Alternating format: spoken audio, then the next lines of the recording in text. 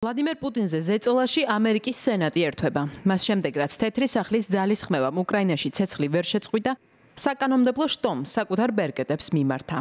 სენატში გამოსვლისას რესპუბლიკელების ლიდერმა თქვა, რომ თვის ბოლომდე რუსეთის წინააღმდეგ გათვალისწინებული სანქციების კანონპროექტს წინ წაწევენ და ეს 4 ივლისამდე მოხდება.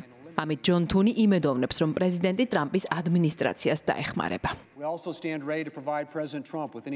ჩვენ მზად ვართ უზრუნველყოთ პრეზიდენტი ტრამპი ნებისმიერი საშუალებით, რაც მას სჭირდება მოლაპარაკებათა მაგიდასთან რუსეთის საბოლოოდ მიყვანისთვის. პრეზიდენტი ტრამპი ხელშესახებ დროს უთმობს უკრაინაში სისხლის ზღვრის დასრულებას, მაგრამ ჩანს, რომ ვლადიმერ პუტინი მშვიდობის მიღწევაზე მეტად ომის გაგრძელებითაა დაინტერესებული.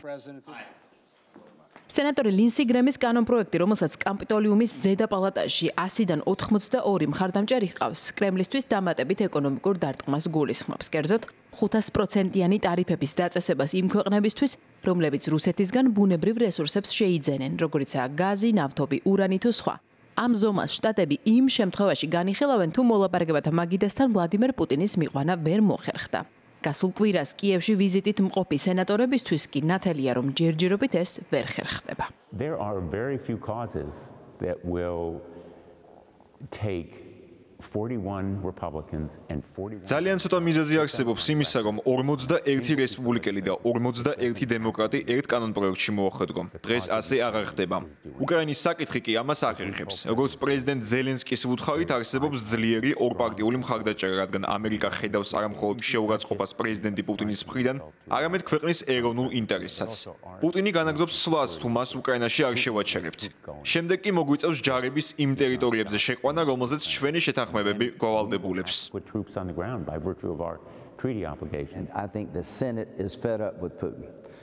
ვფიქრობ, სენატს ყელში ამოუვიდა პუტინი. ამერიკელი ხალხი ხედავს პუტინში შეურაცხყოფას. მეორე მხრივ ხედავენ, რომ უკრაინა ცდილობს. პრეზიდენტმა ტრამპმა ეს სხვაობა ძალიან მკაფიო გახადა. ასე რომ სენატი და წარმომადგენელთა პალატა მომდევნო 2 კვირაში წინ წაწევს სასანქციო კანონპროექტს, რომელიც გამანადგურებელია. იდეა იმის თაობაზე თითქოს არ აქვს მნიშვნელობა, თუ როგორ დასრულდება ეს ომი, უდიდესი შეცდომაა. ჩინეთი მიიღებს ამას სისუსტედ. შემდეგ მოდის ტაივანი, ირანი, რომელიც უფრო პროვოკაციული გახდება. ამ ომის სწორი გზით დასრულება მსოფლიოს უფრო უსაფრთხო ადგილად გახდის. თუ ამ ომს ისე დავასრულებთ, როგორც ავღანეთში, მსოფლიოს პირდაპირ ცეცხლში ჩავაგდებთ. If you end it in a way like we did with Afghanistan, you're setting the world on fire. ამ საკითხზე ამერიკელმა კანონმდებლებმა ევროკომისიის პრეზიდენტთან ურსულა ფონ დერ ლაიენთანაც ისაუბრეს. მათ შორის განიხილეს ევროკავშირის მე-18 სასანქციო პაკეტი რუსეთის წინააღმდეგ. ევროპასთან კოორდინირებული მუშაობის მნიშვნელობა კარგად ესმის ვოლოდიმირ ზელენსკის, რომელიც ცეცხლის შესაწყვეტად ვლადიმერ პუტინთან შეხვედრას დაჟინებით მოითხოვს. ამაში მას მხარს თურქი კოლეგაც უჭერს. გუშინ სტამბოლში გამართული შეხვედრის შემდეგ მედიატორი ქვეყნის პრეზიდენტმა კიდევ ერთხელ თქვა, რომ ასეთ შესაძლებლობას სიამოვნებით მიიღებდა. ჩემი უდიდესი სურვილია ერთად შევკრიბო ვლადიმერ პუტინი და ვოლოდიმირ ზელენსკი ისტამბულში ან ანკარაში. მასთან ერთად კი დონალდ ტრამპიც. თურქეთში გამართული შეხვედრა საკვანძო მნიშვნელობის იყო. მით უმეტეს, რომ მხარეები ათასობით პატიმრის გაცვლაზე შეთანხმდნენ. ბოლო ინციდენტის შემდეგ შეხვედრა რომ მაინც შედგა, დიდი მიღწევაა.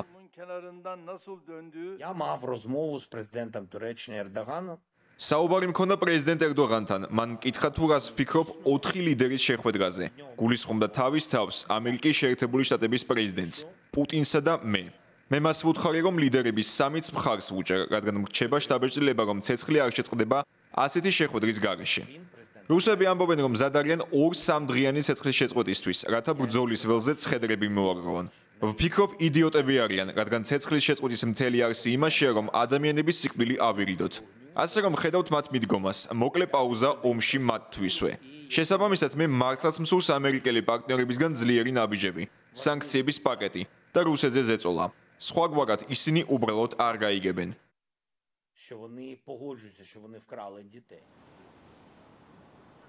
თუ რუსეთზე ახალი ამერიკული სანქციები მართლაც ამოქმედდა, ეს იმის ნიშანი იქნება, რომ შტატებმა კრემლს ყველაზე მნიშვნელოვან წერტილში დაარტყა, რადგან ომის დაფინანსებას რუსეთის ფედერაცია სწორედ ენერგეტიკული რესურსების ექსპორტით ახერხებს. სავაჭრო ომებმა კი აჩვენა, რომ 500%-იანი ამერიკული ტარიფების არიდებას ქვეყნები ყველა ძალით შეეცდებიან.